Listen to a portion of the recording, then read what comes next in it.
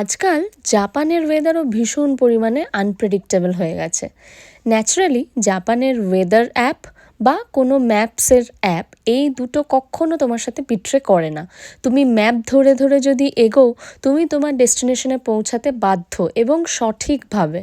আর ওয়েদারের ক্ষেত্রেও যেটা প্রেডিক্ট করে সেটাই। তো এটা 10th মার্চ সকালবেলা আমি স্কুল যাওয়ার সময় বেরোলাম, দেখি প্রচুর বরফ পড়ছে। অ্যাকচুয়ালি সেদিন সকালে ঘুম থেকে উঠেই দেখি বেশ ভালো স্নোফল হচ্ছে। আর দেখতে পাচ্ছ ছাতায়ও আমার প্রচুর বরফ জমে আছে। তো এই বরফ মাথায় নিয়ে সকালবেলা বেরিয়ে তো স্কুল গেলাম। আর স্কুল থেকে যখন ফিরছি, মানে ওই দুপুরবেলা ধরো 3:30 4টের সময়, তখন না আছে কোনো বরফ, না আছে তার কোনো চিহ্ন। এই রকম বাইরে খটখটে রোদ।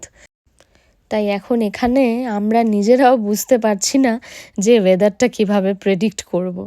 যাই হোক, চলো টাটা।